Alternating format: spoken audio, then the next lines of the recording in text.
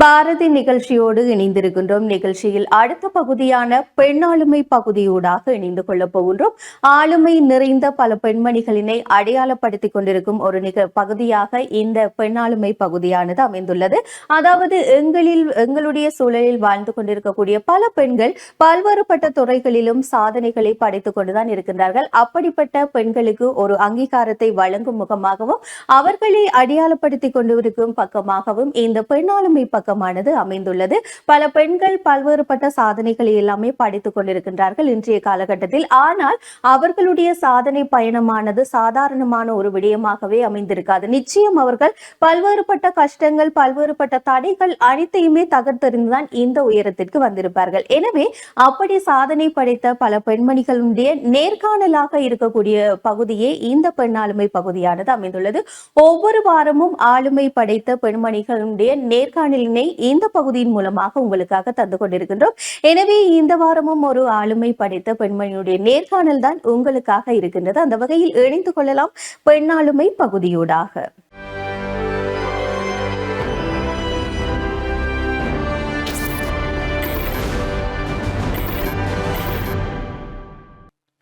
நேர்கள் அனைவருக்கும் இனிமையான சந்தோஷமான காலை பொழுது வணக்கம். மற்றும் ஒரு பாரதி நிகழ்ச்சியின் பெண்ணாளுமை பகுதியின் வாயிலாக இன்றைய தினத்திலும் உங்கள் அனைவரையும் சந்திப்பதில் மிக மகிழ்ச்சி. பெண்ணாளுமை பகுதியின் வாயிலாக எங்களுடைய பிரதேசத்தில் இருக்கின்ற பல ஆளுமை நிறைந்த பெண்களை உங்களிடத்தை அறிமுகப்படுத்தி வைப்பதும் அது மாத்திரமல்லாமல் அவர்கள் சார்ந்த சிறியதொரு நேர்காணல் பகுதியாகவும் தான் இப்பகுதி அமைந்து வருகின்றது. அந்த வகையில் இன்றைய நாளிலும் எங்களுடைய நிகழ்ச்சியின் வாயிலாக இணைந்து கொண்டிருக்கின்ற ஈழத்து திரைப்படத்துறையில் பலராலும் அறிந்திருக்கக்கூடிய நீண்ட காலமாக இந்த திரைப்படத்துறையிலே இன்று வரையிலும் நிலைத்து பயணித்துக் கொண்டிருக்கக்கூடிய நடிகை தர்ஷிபிரியா அவர்கள் தான் இன்றைய நாளிலும் எங்களுடைய நிகழ்ச்சியின் வாயிலாக இணைந்து கொண்டிருக்கின்றார். அவரையும் நிகழ்ச்சியினூடாக உள்ளிருந்து கொள்ளலாம். வணக்கம்.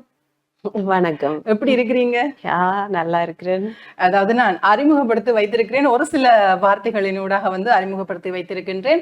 ஈழத்து சினிமா துறை உலகில் எடுத்துக்கொண்டால் உங்களுக்கு தெரியாதவர்கள் இருக்க முடியாது என்று நினைக்கின்றேன். 15 வருடங்களுக்கு மேலாக இந்த துறையின் பால் இன்று வரையிலுமே வெற்றிகரமாக பயணித்துக் கொண்டிருக்கின்றீர்கள். குறிப்பாக திருமணமாகி குழந்தையின் பின்னரும் வெற்றிகரமாக இந்த துறையின் சினிமா துறை உலகில் குறிப்பாக குறிப்பிட்டு சொல்ல போன ஈழத்து திரைப்பட துறையில் பயணித்துக் கொண்டிருக்கிறீர்கள். இந்த பயணம் உங்களுக்கு எவ்வாறாக இருக்கின்றது? உண்மையாவே இது ஒரு கடினமான பாதை. இந்த பாதையை தெரிவு செய்த நேரமே எனக்கு தெரியும் இது ஒரு கடினமான பாதை என்று. ஆனா இந்த பாதையை பற்றினதான அதிகமான விளக்கம் எனக்கு இருக்கே இல்லை. நான் இவ்வளவுக்கு கடினமா இருக்கும் என்று தெரிஞ்சிருந்தா கண்டிப்பா இதுக்குள்ள வந்திருக்கவே மாட்டேன். உண்மையாவே அதுதான் உண்மை. ஏனென்றா எங்கட இந்த துறையை பொறுத்த வரைக்கும் எங்களோட ஆம்பளை பிள்ளைகள் வேலை செய்யறதையே அவங்களோட பேரண்ட்ஸ் விரும்ப இல்லை. நிறைய பிரச்சனைகளால அதை விரும்புற இல்லை. ஸோ அப்படி இருக்கும்போது எங்கட வீட்டுல அப்பாக்கு இதை பற்றி எதுவுமே தெரியாதுன்றபடியா நான் அப்படி சொல்லும் போது சரி ஓகே அந்த சைடோண்டு இருந்தது, உனக்கு எது பிடிச்சிருக்கோ நீ அதை செய்யன்ற மாதிரி தான் சப்போர்ட் இருந்தது. ஸோ அதனால இந்த துறையை நான் தெரிவு செய்து இந்த பாதைக்குள்ள வந்த பிறகுதான் பிரச்சனை வரும்போது தானே நமக்கு தெரியும் என்னென்ன மாதிரியான பிரச்சனை நாம எப்படி ஃபேஸ் பண்ணணும்னு. ஸோ இதுக்குள்ள வந்த பிறகுதான் நிறைய பிரச்சனைகள் எப்படி பிரச்சனை வரும், எப்படி ஆக்கள் இருப்பாங்கன்றெல்லாம் அறிஞ்சு கொள்ளக்கூடிய மாதிரி இருந்தது. பெருசா அந்த பிரச்சனைகள் எதுவுமே எங்களை தாக்கையில என்னன்னு சொன்னா ஆளுமை மிக்க ஆக்களுக்கு கீழே இருந்த நாங்க இயக்குனர் கேசவராஜ் நவரத்னம் அவர் தான் என்ன இதுக்குள்ள அறிமுகப்படுத்தினது. பனைமரக்காடு திரைப்படத்தினூடாக அவர்கிட்ட வழிநடத்தலின் கீழே நாங்க இருந்தபடியால எங்களுக்கு எல்லாம் ஓகேயா தான் இருந்தது. எந்த விதமான இதுகளும் இருக்கே இல்லை. இப்ப பிரச்சனைன்னு சொன்னா என்ன பிரச்சனையோட ஒரு கொஸ்டின் வரும் தானே. அப்படி பார்த்தா ஒரு வேலை செஞ்சா அதுக்குரிய ஒரு சம்பளம் இருக்கணும் முதலாவது. இந்த துறைய நீங்க கூட இந்த துறை தான் கிட்டத்தட்ட. ஸோ அது எல்லாருக்குமே தெரியும் அது எவ்வளவு ஒரு சிக்கலான விஷயம் உண்டு. பைனான்சியலி இதுக்குள்ள ஏர்ன் பண்றன்றது கிடையாது. மற்றது ஃபில்ம் எடுக்கும்போது ப்ரொடியூசர் ஒருத்தர் இருப்பாங்க தானே.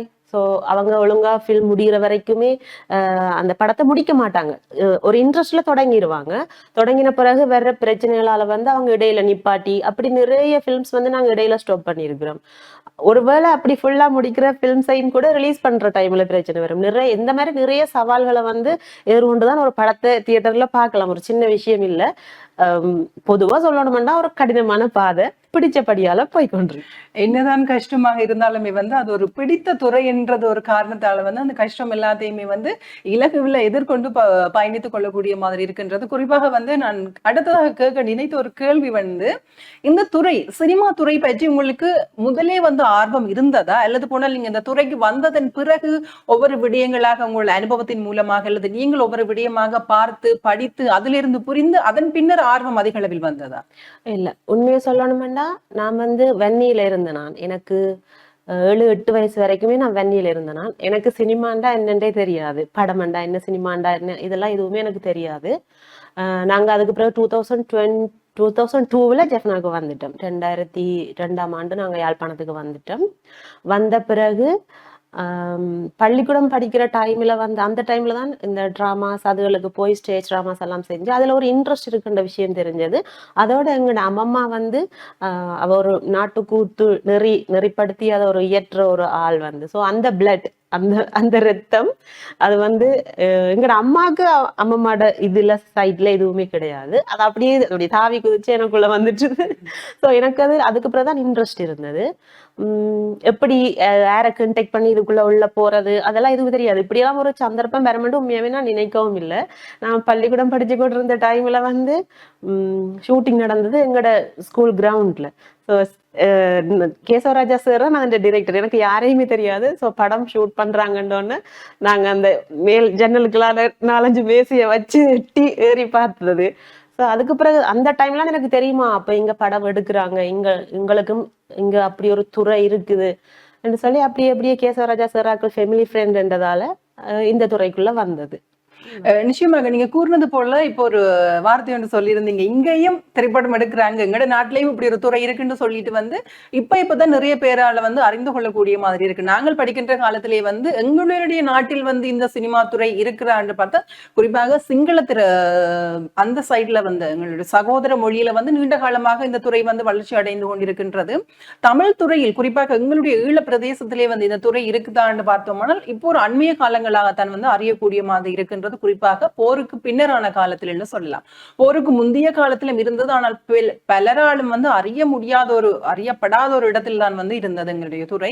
ஆனால் இன்றைய காலத்தில் வந்து அது வளர்ந்து கொண்டு ஒரு மிகப்பெரிய ஒரு வளர்ச்சியை வந்து எட்டிப்பிடிக்கக்கூடிய மாதிரி இருக்கின்றது. அண்மையில் கூட எங்களுடைய இந்த மொழிநடையை வைத்துக்கொண்டு இந்திய திரைப்படம் கூட ஒன்று வெளியாக இருந்து அதற்குமே வந்து சில பேர் வந்து விமர்சித்து இருந்தாலுமே, இப்படியா நாங்க கதைக்கிறோம், நாங்கள் இந்த மொழியை நாங்க பயன்படுத்துறாங்க விமர்சித்து இருந்தாலுமே கூட ஓகே, எங்களுடைய இந்த பண்பாடு நாகரிகம் வந்து இன்னும் ஒரு இடத்தில் பேசப்படுவதுன்றது எங்களுக்கு ஒரு மகிழ்ச்சியான சந்தோஷமான ஒரு விடயமாக தான் இருக்கின்றது. சரி, உங்களுக்குள்ள இப்ப திரும்ப வந்தாச்சு. ஒரு 15 வருடத்துக்கு மேலாக வந்து இந்த சினிமா துறை உலகில வந்து பயணித்துக் கொண்டிருக்கிறீங்க. ஒரு குறிப்பா ஒரு திருமணமான பெண்ணா ஒரு தாயாரா வந்து பயணித்துக் கொண்டிருக்கிறீர்கள். இது வந்து உங்களுக்கு எவ்வளவு தூரம் சவாலாக இருக்கின்றது? உண்மையாவே சரியான கஷ்டமான விஷயம். எனக்கு வந்து அம்மா இருக்கிறபடியா ஓரளவு நான் வந்து அதை மேனேஜ் பண்ணி கொண்டு போறேன். இப்ப ஃபேமிலிக்காண்டி எனக்கு பிடிச்ச துறையையும் விட இயலாது, இதுக்காண்டி நான் என்னோட ஃபேமிலியை கண்டிப்பா விட இயலாது. ஸோ அதனால நான் ரெண்டையுமே சமாளிச்சு கொண்டு போய் கொண்டிருக்கிறேன். இங்க யாழ்ப்பாணத்துக்குள்ளேயே எங்களுக்கு ஷூட்டிங் இருக்குமென்று சொன்னா அந்த டைம்ல ஓகே, அப்படி இல்லை அவுட் ஸ்டேஷன் போகணுமென்றா நான் பிள்ளையையும் கூட்டிகிட்டே போயிடுறது. ஸோ எவ்வளவு நாளும் வந்து பிரச்சனை இருக்கல. இப்போ அவன் கிரேட் 1க்கு போயிட்டான். ஸோ இனிமே ஸ்கூல்ல நான் அப்படி விளையாட இல்லாதല്ലോ. ஸோ இப்போ இதுக்கு மேல இனிமே ஷூட் வரத்தான் போகுது. இப்போ 2-3 ஸ்டோரிஸ் ஓகே பண்ணி வச்சிருக்கிறேன். ஸோ அந்த ஷூட்டிங் டைம்ல அவுட் ஸ்டேஷன் ஷூட் வந்தா என்ன செய்யறன்றது கஷ்டமான விஷயம் தான். ஆனா ஒன்றுமே செய்யல. அது எவ்வளவு கஷ்டமா இருந்தாலுமே நான் ரெண்டையுமே ஈக்குவலா சமாளிச்சு கொண்டு போவேன். இந்த மன தைரியத்துக்காகவே வந்து நீங்க இன்னும் பயணிப்பீங்க. சிறப்பாக வாழ்த்துக்களை நாங்க தெரிவித்துக் கொள்கிறோம். நிச்சயமாக வந்து குறிப்பாக பெண்களுக்கு இருக்க வேண்டிய ஒரு மனத்திடம் கூட நாங்க இவற்றை சொல்லலாம். என்னதான் பிரச்சனை வந்தாலுமே அதை முதலில் சமாளிக்க பழகி கொள்ள வேண்டும். பல பேர் வந்து அதை நீ சமாளிக்க தெரியாமல் தான் வந்து தவறான முடிவு எடுப்பவர்களாக இருக்கிறார்கள் என்று நினைக்கின்றேன். அப்படியான பெண்கள் வந்து ஒரு கொஞ்ச நேரம் எல்லா விஷயத்தையும் விட்டுட்டு ஒரு 5 நிமிஷம் ரிலாக்ஸ்டா இருந்து யோசிச்சா வந்து எல்லா பிரச்சனைக்குமே வந்து கட்டாயம் ஒரு தீர்வு என்பது நிச்சயமாக இருக்கும் என்றுதான் நினைக்கின்றேன். சரி, அப்படியே வந்து இந்த எங்களுடைய சினிமா துறை உலகில் ஒரு போருக்கு பின்னரான இந்த கட்டத்துல வந்து பெண்களுக்கான வருவாய் என்ன மாதிரியாக இருக்கின்றது? உண்மையாவே ஆண்களோட ஒப்படைக்குள்ள வந்து பெண்களுக்கு பரவாயில்லை. என்னன்னு சொன்னா பொம்பளை பிள்ளைகள் அந்த ஆம்பளை பிள்ளைகளுக்கு ஒரு மனசுல அந்த ஒரு இது இருக்குன்னு தானே. ஸோ அது வந்து வருவாய்ன்றது ஆண்களை விடவே பெண்களுக்கு ஓரளவு பரவாயில்லைன்னு தான் சொல்லுவேன். மற்றது யாழ்ப்பாணத்தை பொறுத்த வரைக்கும் சம்பளம் இப்ப நாங்க இதை நீங்க எடுக்கிறதுக்கு மற்ற செலவுகள் எல்லாம் நான் உங்களுக்கு தாரேன். அந்த ப்ரொடியூசரா வாரவங்க வந்து மற்ற செலவுகள் எல்லாம் உங்களுக்கு தாரேன், அதை வச்சு படம் எடுங்க. மற்றது நடிக்கிறது வேலை செய்யற எல்லாருமே ஃப்ரீயா செஞ்சு கொள்ளுங்க. உங்களுக்கு படம் எடுக்கத்தானே விருப்பம், இதுதான் அவங்களோட அந்த கொள்கை விளங்குது. உங்களுக்கு படம் எடுக்க விருப்பம், ஓகே, நீங்க நடிங்க, வேலை செய்யுங்க, ஃப்ரீயா செய்யுங்க. அதுக்கு சாப்பாடு, டிரான்ஸ்போர்ட், அந்த மற்ற வேலைகளுக்கு என்ன செலவாகுமோ அதை தாரமன். ஸோ நாங்களும் ஓகே சொல்லிடுறது என்னன்னா, எங்களுக்கு ஏதாவது ஒரு நல்லது நடந்துராதா, ஏதாவது ஒரு வழியில நாங்க கொண்டு வந்துட மாட்டோமா ரெண்டு அவ்வளவு கஷ்டப்பட்டு கொண்டு வர படத்தையும் எங்களோட மக்களை பார்க்க வைக்கிறது எங்களுக்கு இருக்கிற பெரிய சவால் வந்து. ஏண்டா இந்தியா தெரியும் தானே அது எப்படி இங்க பரவி இருக்குன்னு சொல்லி. ஸோ எங்களோட படமாட்டா உங்களோட படமா ரெண்டு அந்த ஒரு இதுதான் இருக்கும். ஸோ அந்த இப்ப இதே இடத்துல நான் இன்டர்வியூ பண்ணியிருக்கிறேன் இப்போ ஒரு 3-4 இயர்ஸுக்கு முதல். அப்ப இருந்ததை விட இப்ப எங்களோட சனத்திட்ட நாங்க கொண்டு போய் சேர்த்துட்டோம், எங்களாலையுமே செய்ய இயலுமென்ற ஒரு நம்பிக்கையை வந்து நாங்க சனத்திட்ட விதைச்சிருக்கிறோம். மெட்டது நீங்க சொன்ன மாதிரி எங்களோட சகோதர மொழியை எடுத்துக்கொண்டா அவங்களோட துறை வந்து இந்த துறை அவங்களோட இடத்துல நல்ல வேகமாவே பரவி கொண்டிருந்ததால எங்களுக்கு அங்க இருக்கிற வருவாய் வந்து கூடுதல். நாங்க கூடுதலா சிங்களீஸோட தான் ஒர்க் பண்ணி கொண்டிருக்கிறோம் இப்ப வரைக்கும். ரீசெண்டா வந்து பெரிய ப்ராஜெக்ட் ஒன்று முடிச்சு கொடுத்தேன். ஒரு முழு நீள திரைப்படம் உண்டு, 2.5 மணித்தியால திரைப்படம் உண்டு. மெயின் ரோல் நான் தான் பிளே பண்ணியிருக்கிறேன். அது வந்து சிங்கள டைரக்டர் தேவிந்த கோங்காகி அப்படின்னு சொல்லி அவங்க தான் அதை டிரெக்ட் பண்ணியிருக்காங்க. பாஸ் வந்துட்டு எனக்கு ஹஸ்பண்டா பிளே பண்ணியிருக்காரு அந்த ஃபில்ம் இல்லையா, எனக்கு ஹஸ்பண்டா பிளே பண்ணியிருக்கார்.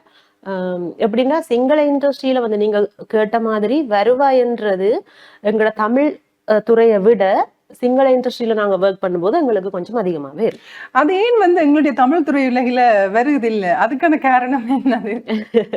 இல்ல நீங்க வந்து இப்போ ஒரு கருத்தொன்னு சொல்லியிருந்தீங்க வந்து உங்களுக்கு படம் எடுக்கணுமா, அதுக்கான இதை வந்து நாங்க தாரம், நீங்க சொன்ன மாதிரி சாப்பாடா போக்குவரத்தை அந்த ப்ரொடக்ஷனுக்கு தேவையான அவ்வளவு கோஸ்டையுமே நாங்க தாரம். ஆனா நீங்க நடிக்கிறத வந்து ஃப்ரீயா நடித்து கொள்ளுங்க, உங்களுடைய திறமையில வந்து நீங்க வெறுமெனவே ஒரு இலவசமாக உங்களுடைய திறமைகளை வந்து காட்டிக் கொள்ளுங்கள், எழுத போனா திறமையை வளர்த்துக் கொள்ளுங்கள். இது எவ்வளவு தூரம் சரியாக இருக்கின்றது? இது ஒரு காரணமா இருக்குமா இந்திய சினிமாவை தாண்டி வந்து அதை பார்க்கல எங்களுடைய சினிமா வந்து இன்னும் பேசப்படாமல் இருப்பதற்கான ஒரு காரணம் கூட இதுவாக இருக்கலாம் தானே? நாங்க வந்து ரொம்ப என்ன பொறுத்த வரைக்கும் ரொம்ப வேகமா வந்து நாங்க போய்கொண்டிருக்கிறோம். கூடிய சீக்கிரத்திலேயே இந்தியாவோட ஒப்பிடாட்டியும் சிங்களத்துறையோட ஒப்பிடும்போது அதுக்கு ஈக்குவலாவே எங்களுக்கும் சேலரி பே பண்ணி ஒரு ஒரு ஆம்பளை பிள்ளைண்டா கூட வீட்டுக்கு உழைச்சு கொடுக்கணும். நீ சும்மா போயிட்டு இரவு பகலாம் முறிஞ்சிட்டு வர்றதுக்கு நான் உன்னை பெத்து விடையிலேன்னு ஒரு தாய் கட்டாயம் கேட்பா. ஸோ எனக்கு நல்ல நம்பிக்கை இருக்கு, கூடிய சீக்கிரம் என்ன நான் 3-4 இயர்ஸ்க்கு பிறகு மறுபடியும் இங்க இன்டர்வியூக்கு வருவேன். அப்ப வரும்போது நாங்க சக்சஸா போய்கிட்டு இருக்கிறோன்னு நான் சொல்லுவேன்னு நம்புறேன். நான் கட்டாயம் இது வந்து ஒவ்வொரு தருமை வந்து இந்த ஒரு இந்த உறுதியை வந்து மனதில் எடுத்துக்கொள்ள வேண்டும். நீங்கள் மாத்திரம் இல்லாமல் இந்த துறை சார்ந்து பயணிக்கின்ற அத்தனை பேருமே, குறிப்பாக நடிகர்களாக இருக்கட்டும், இயக்குநர்களாக இருக்கட்டும், தயாரிப்பாளர்களாக இருக்கட்டும், அல்லது இந்த துறையின் பால் இருக்கின்ற இதர கலைஞர்களாக இருக்கட்டும், எல்லாருமே வந்து இதை மனதில் எடுத்துக்கொண்டால் கட்டாயமாக எங்களுடைய இந்த ஈழத்து சினிமா துறையும் வந்து சிங்கள சினிமா துறையுடன் வந்து ஒப்பிட்டு பார்க்கின்ற பொழுது ரெண்டும் ஒரு சரிசமமாக இருக்கும் என்று சொல்லிட்டு நான் நினைக்கின்றேன். குறிப்பாக நீங்க இப்ப இதற்கு முதல் சொன்ன ஒரு விஷயம் கூட, எங்களிடத்தை வந்து இந்திய சினிமாவினுடைய மோகம் தான் அதிகரித்து போயிருக்கின்றது. இந்திய திரைப்படம் எந்த திரைப்படம் வந்தாலும் நாங்க என்ன கஷ்டம் துன்பம் வீட்டுல சமைக்கிறதுக்கு காசு இல்லாட்டிக்கும் கூட வந்து அந்த இளைஞர் யுவதிகளா இருப்பவர்கள் சண்டை பிடித்தாவது காசு வேண்டிட்டு போயிட்டு தியேட்டர்ல படம் பார்க்கிற சந்தர்ப்பம் இருக்கின்றது. 2000-3000 ரூபாய்க்கு டிக்கெட் காசு கொடுத்து போயிட்டு பாக்குற ஒரு சிச்சுவேஷன் கூட இருக்கு. ஏன்னா ஃபர்ஸ்ட் டே ஃபர்ஸ்ட் ஷோ பாக்குறதுக்கு வந்து 2000 ரூபா தான் டிக்கெட் காசுன்னு அதை கொடுத்து கட்டாயம் போய் பாக்குற ஆட்களுமே இருக்கிறார்கள்.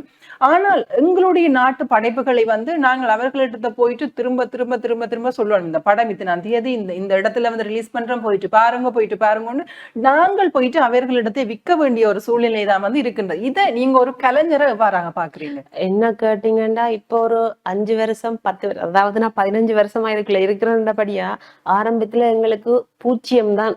எங்களோட மக்களோட ஆதரவு வந்து எங்களுக்கு 0 தான். அதுக்கு பிறகு நாங்க 15 வருஷம், அப்ப எனக்கு முதலே இந்த இண்டஸ்ட்ரிக்குள்ள இருக்கிற ஆட்கள் எல்லாம் அப்படி ஆரம்பத்துல இருந்து போட்ட அந்த புள்ளிதான் இங்க நீங்க சொல்ற அளவுக்கு மோசமா இல்ல என்ற நிலைமை. எந்த மைண்ட் செட் அப்படித்தான் இருக்கு. ஏன்னா நான் அந்த அளவுக்கு வேர்ஸ்டான விஷயம் எல்லாம் பார்த்து கொண்டுதான் இந்த இடத்துல வந்து இருக்கிறேன். ஸோ இப்ப வந்து 0 கிடையாது, ஏதோ நாங்க ஒரு 30%, 40%, 50% கொண்டு வந்திருக்கிறோம். 50% அதுக்கு அங்கால போறதுக்கு இனித்தான் ட்ரை பண்ணி கொண்டிருக்கிறோம். அந்த ஒரு 50%மே இதுக்குள்ள நிறைய இயக்குனர்கள், நிறைய கலைஞர்கள் வந்து இதுக்குள்ள நிறைய கஷ்டப்பட்டு தான் இந்த இடத்துக்கு நாங்க இதை வந்து கொண்டு வந்திருக்கிறோம்.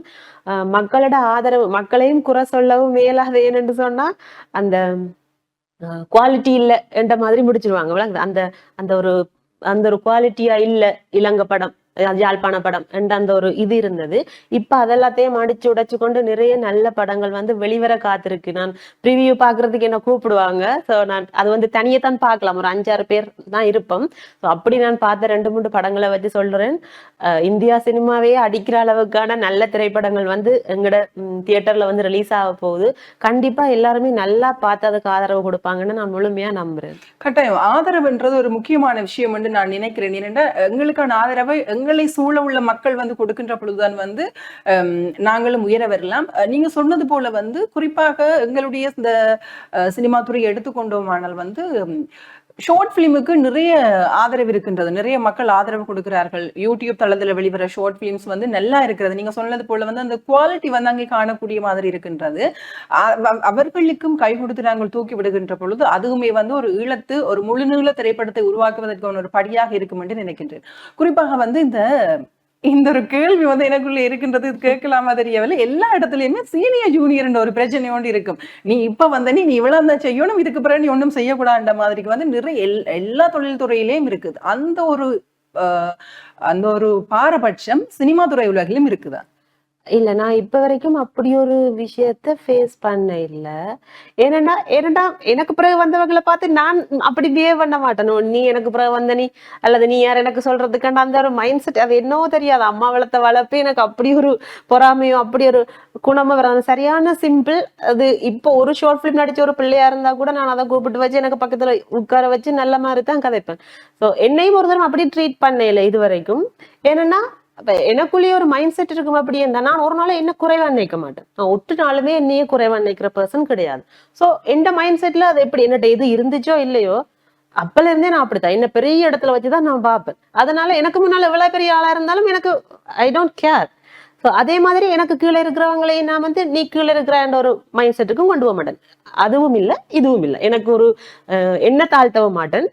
எனக்கு பிறகு இருக்கிறவங்களை வந்து குறைவா நடத்தவும் மாட்டேன். நிச்சயமா அது ஒரு நல்ல பண்பு நினைக்கின்றேன். சரி, அதோட இன்னும் ஒரு கருத்தொண்டு வந்து விமர்சனம். இந்த விமர்சனம்ன்றது வந்து எந்த துறையில எந்த பெண்கள் எடுத்துக்கொண்டாலுமே வந்து அவர்கள் கட்டாயம் விமர்சனத்துக்குள்ள வந்து எதிர்கொள்வார்கள் என்று நினைக்கின்றேன். அது எந்த தொழில் துறை, நான் ஆரம்பத்திலே சொன்ன மாதிரி இந்த தொழில் துறை தான் இல்லை, எந்த தொழில் துறை என்று பார்த்தோமானால் ஒரு பெண் அங்கே வளர்ந்து கொண்டு வருகிறாள் என்றால் அவளுக்கு மேலால வந்து அங்கே ஒரு விமர்சனம் என்றதும் வளர்ந்து கொண்டுதான் கட்டாயமாக வரும். இந்த ஒரு 15 வருடத்துல ஈழத்து சினிமா துறை உலகில் பயணித்துக் கொண்டிருக்கிறீர்கள். உங்களுக்கு ஏதேனும் இப்படியான ஒரு விமர்சன கருத்து வந்து நீங்க எதிர்கொண்டிருக்கிறீர்களா? நிச்சயமா விமர்சனம் பண்றது வந்து நாங்க இந்த நிமிஷம் வரைக்குமே ஃபேஸ் பண்ணி கொண்டிருக்கிற ஒரு பிரச்சனை. மற்ற துறைகள் எல்லாத்தையும் விட மீடியால கூட ஓகே சரி விமர்சனம் இருக்கு, ஆனா அந்த அளவுக்கு இல்லை. ஆனா சினிமாண்டு வரும்போது அதுவும் பொம்பளை பிள்ளைகளுக்கு விமர்சனம்ன்றது அது சும்மா கதைச்சிட்டு போவாங்க. சும்மா ஒண்ணுமே தெரியாட்டிக்கு கூட அவங்களுக்கு அந்த பிள்ளை எதுக்கு மேல் பார்த்தும் இருக்க மாட்டாங்க. அது எப்படி இருக்குன்னு தெரியும், ஒண்ணுமே தெரியாது. சும்மா எழுந்த வாக்குல கதைச்சிட்டு போறது. ஏன்னா அந்த பிள்ளை சினிமால இருக்கு, அந்த பிள்ளை சினிமால இருக்கு. ஸோ ஆரம்பத்துல எனக்கு பயங்கரமா ஹர்ட் பண்ண, சரியான ஒரு சாஃப்ட் ஹார்ட். ஓகே, எனக்கு வந்து ஏதாவது ஒரு சின்ன விஷயம் கூட சட்டனா ஹர்ட் ஆகி உடஞ்சு அழுதுருவேன் ஆரம்பத்துல. சில விமர்சனங்கள் ஒவ்வொன்றையும் நான் எனக்கு என்ன செய்யறேன்னு தெரியாது. நிறைய பிரச்சனை வந்தது. வேற வேற ஆர்டிஸ்ட், வேற வேற பிரதேசத்துல இருக்கிற ஆர்டிஸ்ட் அவங்களோட பிரச்சனைகள் ஏதாவது வெளியில வரும்போதோ அல்லது அவங்களோட பிரச்சனைகள் ஏதாவது பப்ளிக்ல பேசப்படும் போது அதுக்குள்ள தேவையில்லாம நடிகரா இருக்கிறன்ற ஒரு காரணத்துக்காக நாங்களும் அதுக்குள்ள உள்வாங்கப்படுவோம். வேறொரு பிரதேசத்துல இருக்கிற வேறொரு ஆக்ட்ரஸை பற்றி கதைக்கிற டைம்ல எங்களை யாழ்ப்பாணத்தாக்கள் என்ன நினைப்பாங்க, அவவும் ஆக்ட்ரஸ் தானே, அவவும் ஆக்ட்ரஸ் தானே, அவவும் அப்படிதானே. ஸோ இந்த மாதிரியான விமர்சனங்களை இந்த நிமிஷம் வரைக்குமே சந்திச்சு கொண்டுதான் இருக்கிறோம், எதிர்கொண்டு கொண்டுதான் இருக்கிறோம். ஆரம்பத்துல கவலையா இருந்தது, திருப்பி சொல்லணும் போல இருந்தது. நான் எழுதி ஒரு போர்ட் போட இயலாது, நான் நல்லவள் அப்படின்னு. சரியா, யார் என்ன சொல்ல போறீங்க, அந்த இப்ப எல்லாம் வந்த மைண்ட் செட் தானா. ஓகே, சரியா, அப்படியா, சரி, ஓகே, அவ்வளவு. அந்த ஒரு மைண்ட் செட்டுக்கு வந்துட்டேன். அந்த ஒரு தரையும் என்னட்ட ஈவன் அது ரிலேட்டிவ்ஸா இருக்கட்டும், ஃப்ரெண்ட்ஸா இருக்கட்டும், எனக்கு அவார்ட் கிடைக்கும் போதோ அல்லது என்ன வந்து பெருமையா பேப்பர்ஸ்ல போடும் போதோ எனக்கு வந்து கால் பண்ணி விஷ் பண்ண கிடையாது. ஏதாச்சும் பிள்ளையா நடந்துட்டோன்னா கால் பண்ணி விஷ் பண்ண இல்ல, நீங்க உங்களுக்கு அந்த மைண்ட் செட் இல்ல, உங்களுக்கு விஷ் பண்ண விருப்பம் இல்லாட்டிக்கு கால் பண்ணி என்ன பற்றி பிள்ளையா கேட்கறதுக்கு உங்களுக்கு எந்த ரைட்ஸும் கிடையாது தானே. ஸோ எல்லாருமே அதே லிமிட்டோட தான் இருக்காங்க. எல்லாரையுமே ஒரு லிமிட்டோட வச்சுக்கிறாங்க. அதை கிராஸ் பண்ணி ஒரு தரம் வந்து கொஸ்டின் கேட்க இயலாது. அதையும் மீறி நான் ஹேர்ட் ஆகிற மாதிரியோ என்னது விமர்சனமாவோ என்ற காதல விழுந்தாலோ அல்லது நான் பார்த்தாலும் சிரிச்சுட்டு போயிட்டே இருக்கு. உங்களால வேற என்ன செய்யலும்? விமர்சிச்சுட்டு நீங்க அங்கேயே இருக்க போறீங்க. எந்த இடத்துக்கு உங்களால வர முடியுமா? முடியாது இல்ல. சோ நீங்க கதைக்கிற கதையை எந்த காதல போடுறதுக்கு எனக்கு டைம் இல்லை. That's it. இப்படி வந்து மற்றாக்களுமே வந்து இந்த அதாவது எல்லா துறையிலேயுமே வந்து விமர்சனத்தை எதிர்கொள்றார்கள் வந்து சின்ன சின்ன விஷயத்தையும் தலையில போடாம வந்து எங்களுடைய திறமைகளை எப்படி நாங்கள் வெளிக்கொண்டு வரணுமோ அதை நாங்க செய்தோமானால் எங்களுடைய திறமைகளுமே வந்து இந்த விமர்சிக்கிறார்கள் இந்த வாய்களை வந்து மூட செய்யும்னு சொல்லிட்டு நான் நினைக்கின்றேன். சரி, இவ்வளவு காலமா வந்து இந்த சினிமா துறையில இருக்கின்றீர்கள், கட்டாயம் உங்களுக்கு சப்போர்ட் இல்லாமைக்கு வந்து இவ்வளவு தூரத்துல வந்து பயணித்திருக்க மாட்டீர்கள். சரி, உங்களுக்கு பக்கபலமாக இதுவரை காலம் இருந்தவர்கள் தொடர்பாக பகிர்ந்து கொள்ளுங்க.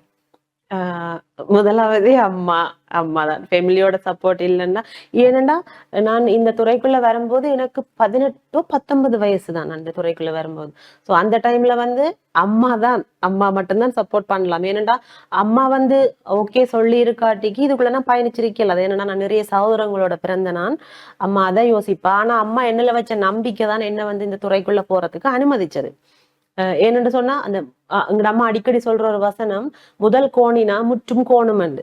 நான் மூத்த பிள்ளை என்னபடியா எங்க அம்மா இந்த வசனத்தை அடிக்கடி சொல்லுவா. நான் சொல்றேன், இல்லம்மா நீங்க என்ன நம்பிக்கை வச்சிருக்கிறீங்க, நான் உங்களை பெருமைப்படுத்துற மாதிரியான விஷயங்களை தான் செய்வனே தவிர ஒரு நாளுமே பிள்ளையான விஷயங்கள்ல ஈடுபட மாட்டேன்னு சொல்லி, அதுக்கு பிறகு அம்மா ஆரம்பத்துல இருந்தே சப்போர்ட் பண்ணது அம்மா தான்.